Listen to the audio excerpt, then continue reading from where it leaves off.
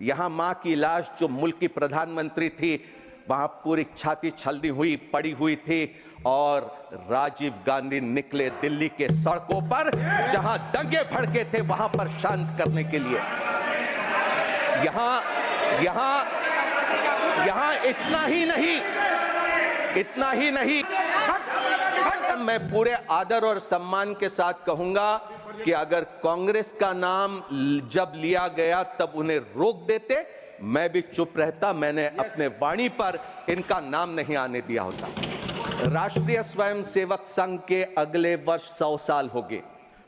पुरुषों के अलावा महिला वहां पर सदस्य नहीं बन सकती। स्वयंसेवक सिर्फ पुरुष ही है। राष्ट्रीय स्वयंसेवक संघ में राष्ट्र से madam, I have the right to say if anybody is going to attack the Congress party and if they are going to think that we are not going to rebut, then that is absolutely wrong. Bharat के स्वाधीनता के संग्राम में जो आज सत्ता दल में बैठे हैं उनका दूर दूर तक के कोई संबंध नहीं था। लेकिन आज जिस तरह से वो यहां पर अपनी बात कर रहे हैं, ऐसा लगता है कि संविधान भी उन्होंने ही बनाया, भारत की आजादी भी उन्होंने ही हासिल करी। भारतीय जनता पार्टी का आज तक के कोई महिला का नेतृत्व हमने देखा है क्या? यहां राजीव जी के बारे में बात कही कि किस तरह से वहां पर इंदिरा जी की हत्या होने के बाद स्थिति पैदा हुई। यहां इंदिरा गांधी जी का शव रखा है। कोई गिन भी लेता कि इंदिरा गांधी जी के छाती पर कितनी गोलियां झेलनी पड़ी थी। कोई ये भी कह देता था कि उस समय के क्या हालात थे जिसमें इंदिरा गांधी को कठोर फैसले करने पड़े थे। यहां मां की लाश जो मुल्क की प्रधानमंत्री थी वहां पूरी छाती छलनी हुई पड़ी हुई थी और राजीव गांधी निकले दिल्ली के सड़कों पर जहां दंगे भड़के थे वहां पर शांत करने के लिए। यहां इतना ही नहीं निर्मला जी ने यहां पर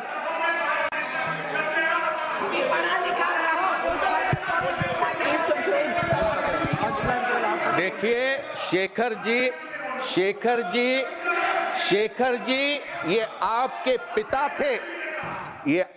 पिता थे।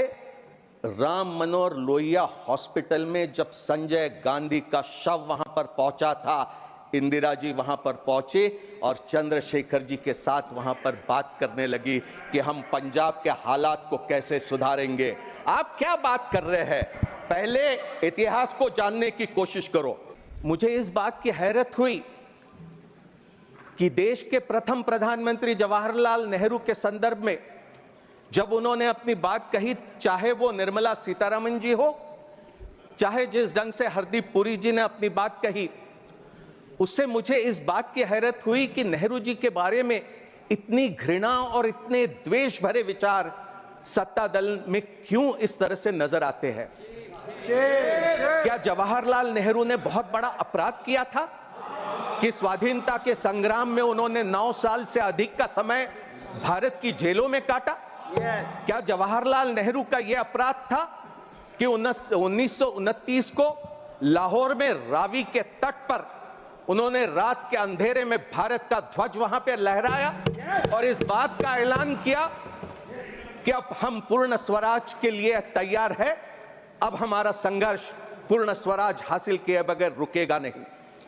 क्या जवाहरलाल नेहरू का यह अपराध था कि यहीं बगल में सेंट्रल हॉल में उन्होंने 13 दिसंबर 1946 का संविधान सभा में ऑब्जेक्टिव्स का रेजोल्यूशन रखा? क्या जवाहरलाल नेहरू का यह अपराध था क्या कि भारत के निर्माण में, एक आधुनिक भारत के निर्माण में उन्होंने नींव रखी? मैं समझता हूं ये सारा द्वेष, ये सारी नफरत जवाहरलाल नेहरू जी के प्रति वो इसलिए है क्योंकि जब भारत का विभाजन हुआ, इस्लाम के नाम पर जब पाकिस्तान बना, तो हिंदुस्तान में भी कोई हिंदू पाकिस्तान निर्माण करने के पक्षधर थे, जिसके खिलाफ में जवाहरलाल नेहरू ने अपनी पूरी ताकत झोंक दिया। क्या ये कभी हिंदुस्तान भूल सकता है? क्या कभी हिंदुस्तान ये भूल सकता है कि विभाजन के दिनों में 5 लाख से अधिक लोगों की मौत हुई, 60 लाख से अधिक लोग विस्थापित हुए, लेकिन वहां पर देश के प्रधानमंत्री प्रथम अपने तमाम साथियों के साथ, सरदार पटेल, मौलाना आजाद, राजेंद्र प्रसाद, इन तमाम साथियों के साथ भारत में शांति बनाने का काम कर रहे थे। 500 से अधिक प्रिंसली स्टेट्स थे, उनको भारत के साथ जोड़ना था। कश्मीर के क्या हालात थे, यहां पर हरदीप पुरी जी जिस तरह से बात कर रहे, ऐसा लगता है इतिहास से इनका कोई सरोकार नहीं रहा। कश्मीर के हालात चिंताजनक हो गए थे, और ऐसे हालात में जवाहरलाल नेहरू और देश की पहली सरकार ने जो फैसले किए, मैं समझता हूं कि बड़े सम्मान से हमने उनकी यहां पर याद करने की आवश्यकता है।